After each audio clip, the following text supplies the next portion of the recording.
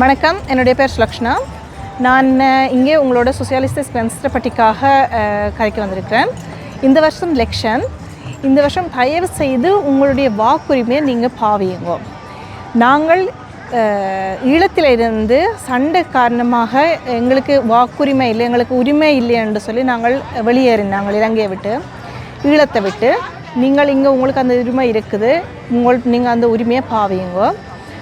இப்போது காசாவில் ஒரு பெரிய பிரச்சனை நடந்துருக்குது. பொதுமக்கள் படுகொலை செஞ்சுப்பட்டிருக்கிறார்கள். அதை நாங்கள் தடுக்க வேண்டுமென்னு சொன்னால் இப்போ உங்களுடைய வாக்குரிமையை பாவிச்சா தான் அது முடியும். இந்த நாட்டில் உங்களுக்கு ரைட்ஸ் நீங்கள் கதைக்க விரும்புகிறீங்கன்னு சொன்னால் நீங்கள் உங்களுடைய வாக்குரிமையை பாவிச்சிங்கன்னா தான் அது செய்ய முடியும். 8ஆம் தேதி செப்டம்பர் மாதம் எலெக்ஷன்.